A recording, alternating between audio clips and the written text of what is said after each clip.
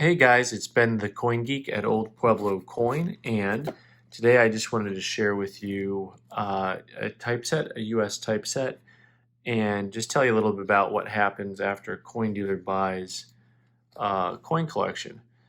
So, a typeset, for those of you who don't know, is when you collect US coins, but instead of trying to get one of each date and mint mark combination, you try to collect one of each type of coin. So as an example here in the dollar section, um, they don't have any of the coins from the 1700s in here or the 18th century.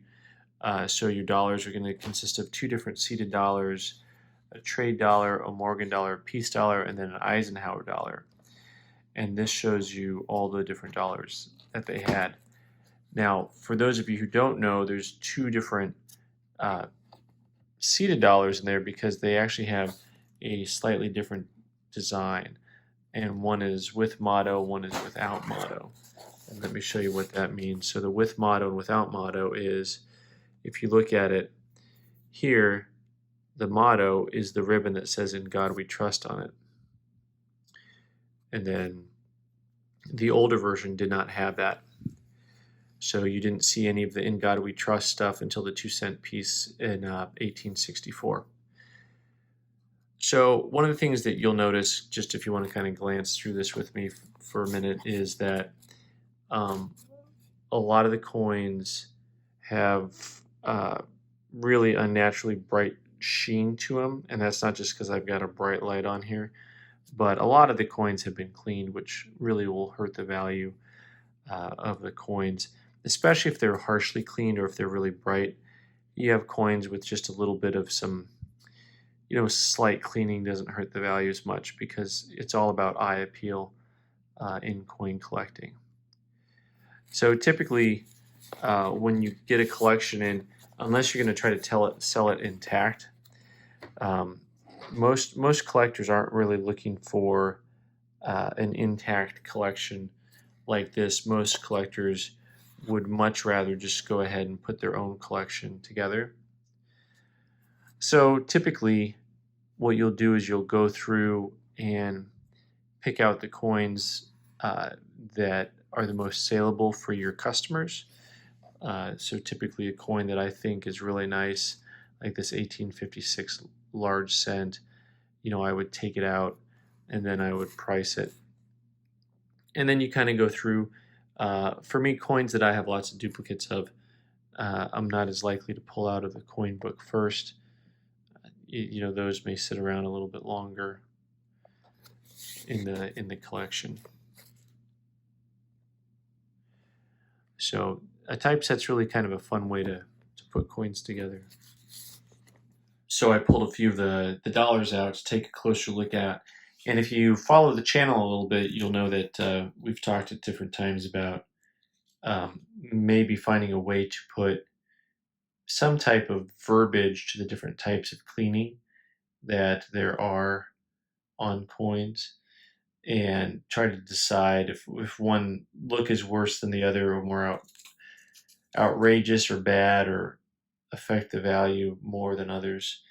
So this coin has been pretty badly cleaned. It's got a lot of real strong hairlines that if you catch it at the right light, you'll see all the hairlines just kind of dance all over in different directions. They're going to dance for me, dance for me, dance for me now. And then this one has something similar but not as harsh.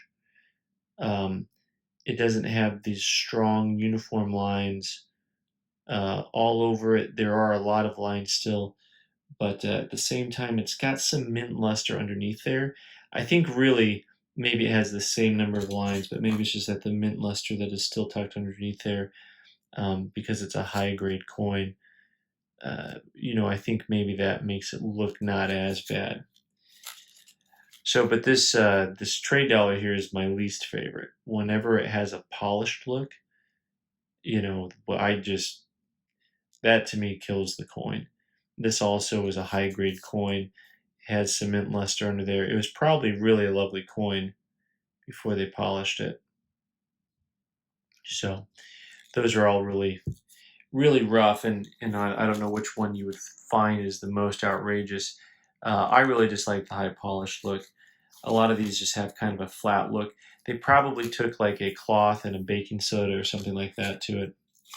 And this I'll show you just because it was with it. This is an 1882 San Francisco Morgan. And I wish the reverse was as proof-like as the obverse is. The back isn't quite as proof-like, but the front's really, really great. So those are some closer looks at a couple of the dollars. Um, I would tell you that normally what I do when I go through a collection is also I'll look for coins that are the most saleable. Usually it'll be the higher priced coins I'll pull out first. Oftentimes it'll be something that if I think I want to get certified, I may take that out before I take other things out. So if you've never seen these before, by the way, these Dansco albums, they have these plastic pieces that slide out. Oh, and then it covers back up here. You see that? So right now that's covered with plastic. If I slide it out, it's not.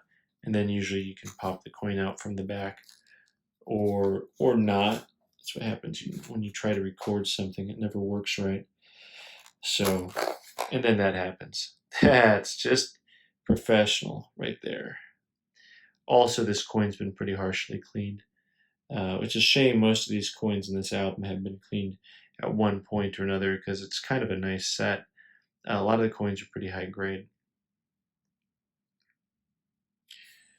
So I will continue to go through and grade and price coins, and I just thought I'd share with you a little bit about what it looks like after I get a coin collection in and I start to go through it. And thanks for watching. I'm Ben the Coin Geek. You can subscribe by clicking on the button in the corner over here and watch more videos on the right side of the screen. You can find coins for sale at oldpueblocoin.com. Thanks so much.